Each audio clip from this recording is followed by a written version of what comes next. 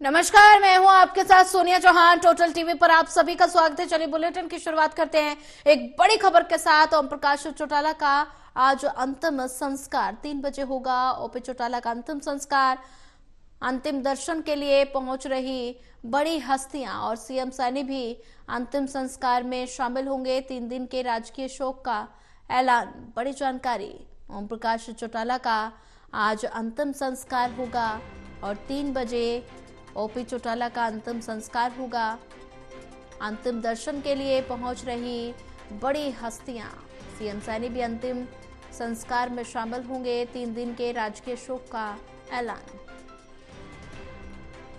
ओम प्रकाश चौटाला का अंतिम संस्कार आज 3 बजे होगा। ओपी चौटाला का अंतिम संस्कार, अंतिम दर्शन के लिए पहुंच रही बड़ी हस्तियां, सीएम सैनी भी अंतिम संस्कार में शामिल होंगे। और वहीं इसी पर ज्यादा जानकारी साझा करने के लिए हमारे साथ सतनाम सिंह जुड़ चुके हैं। सतनाम, ओम प्रकाश चौटाला का आज अंतिम संस्कार होना है 3 बजे। ओपी चौटाला का अंतिम संस्कार, पूरा हरियाणा आज गमगीन माहौल में है। जी बिल्कुल, आज 3 बजे जो है चौधरी ओम प्रकाश चौटाला का अंतिम संस्कार होना है और कई नेता उन्हें श्रद्धा सुमन अर्पित करने पहुंच रहे हैं। अभी कुछ ही देर पहले सिरसा से सांसद कुमारी शैलजा और राज्यसभा सांसद रणदीप सिंह सुरजेवाला ने यहां पहुंचकर परिवार के साथ अपनी सांत्वना व्यक्त की है और पार्थिव शरीर को अपने श्रद्धा सुमन अर्पित किए हैं। और इसी तरह से ही जो प्रदेश से जो नेता हैं, चाहे विपक्षी नेता हैं, चाहे सरकार में लोग हैं, वो भी धीरे धीरे पहुंच रहे हैं। और मुख्यमंत्री नायब सिंह सैनी और जो उपराष्ट्रपति हैं जगदीप धनखड़, वो भी पहुंचेंगे और अपने श्रद्धा सुमन अर्पित करेंगे। जी सतनाम सिंह, अगर बात की जाए तो अंतिम दर्शन के लिए बड़ी हस्तियां पहुंच रही हैं और हरियाणा के मुख्यमंत्री नायब सिंह सैनी भी अंतिम संस्कार में शामिल होंगे। और ऐसे प्रदेश में 3 दिन के राजकीय शोक का भी ऐलान कर दिया गया है। जी बिल्कुल, चौधरी ओम प्रकाश चौटाला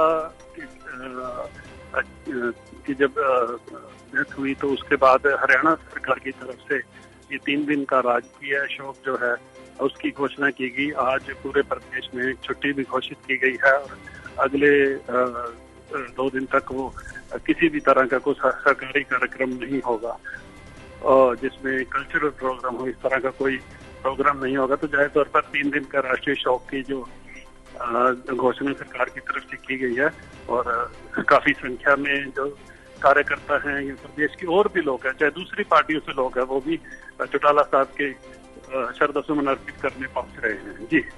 जी सतनाम सिंह, अगर बात की जाए तो ऐसे में ओम प्रकाश चौटाला के राजनीतिक सफर से जुड़ी कुछ बातें जो आप दर्शकों को बताना चाहेंगे। देखिए, ओम प्रकाश चौटाला की अगर बात करें तो वो अलग तरह के नेता थे जो प्रशासनिक जो उनकी पकड़ थी वो भरपूर थी कि जब भी उन्होंने अपना राज चलाया है उसको पूरे सही तरीके से चलाया है। लोगों की, आवाम की बात वो पहले सुनते थे, किसानों की बात वो पहले सुनते थे।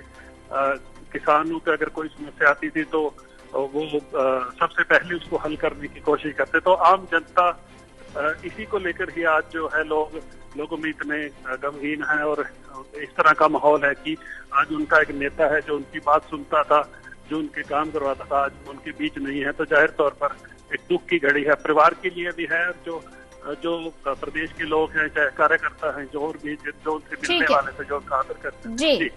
जी सतनाम सिंह, ज्यादा जानकारी साझा करने के लिए आपका धन्यवाद। और वहीं इसी पर ज्यादा जानकारी साझा करने के लिए हमारे साथ एसोसिएट एडिटर देवेंद्र कथुरिया भी जुड़ चुके हैं। देवेंद्र जी, आज ओम प्रकाश चौटाला का अंतिम संस्कार होगा। 89 साल की उम्र में उन्होंने अंतिम सांस ली और ऐसे में पूरा प्रदेश, पूरा हरियाणा आज गमगीन माहौल में है।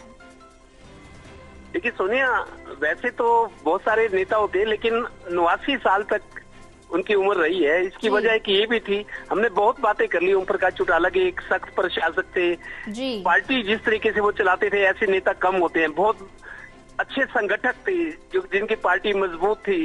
एक एक कार्यकर्ता जो झाड़ू था, पार्टी के लिए लड़ने को, संघर्ष करने को उतारू रहता था हमेशा। अच्छा प्रशासन भी उन्होंने चलाया।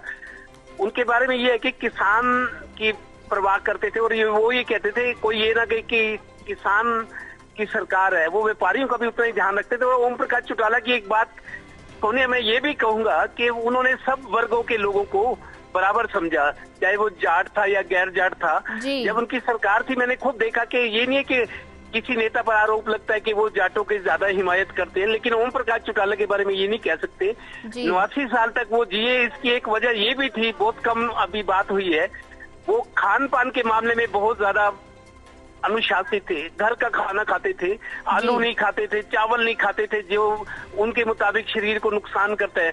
और उनकी एक खासियत ये भी है, मुख्यमंत्री थे जब वो दिल्ली से चंडीगढ़, चंडीगढ़ से दिल्ली आते थे, पानीपत के समालखा में भारत फाउंड्री एक जगह है, वो दलिये के बहुत शौकीन थे ओम प्रकाश चौटाला। फोन कर देते थे उसको, जो जिस रास्ते भी जाते उनका जो व्यक्ति होता था, जानते जहां वो रुकना चाहे, कभी कहीं रुक गई, कभी कोई, इसीलिए लोग उनसे जुड़े रहे।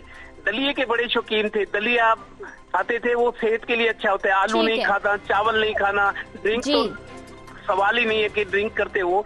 खान पान भी उनका अच्छा था, एक अच्छे सख्त प्रशासक थे, एक अच्छे संगठक थे।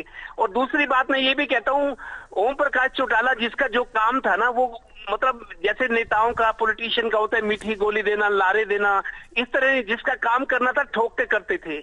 जो कि अभय चौटाला पार्टी के जो उनके अब कमांडर थे, अभी तक पार्टी चला रहे थे, ओम प्रकाश चौटाला जब से जेल से छूट कर आए हैं, वो भी अभय चौटाला की भी कुछ ऐसी है, उनका बेटा है, वो जिसका काम करना है, जिसका काम वोट लेते हैं, यहाँ करना है तो करके देते थे, मतलब झूठा दिलासा नहीं देते थे। ओम प्रकाश चौटाला की भी एक खासियत थी। तो आज वो ओम प्रकाश चौटाला नहीं रहे, देखिए उनके जो विरोधी है वो भी मानते हैं कि अच्छे प्रशासक थे। देवेंद्र कथुरिया जी, समय का अभाव है, ज्यादा जानकारी साझा करने के लिए आपका धन्यवाद।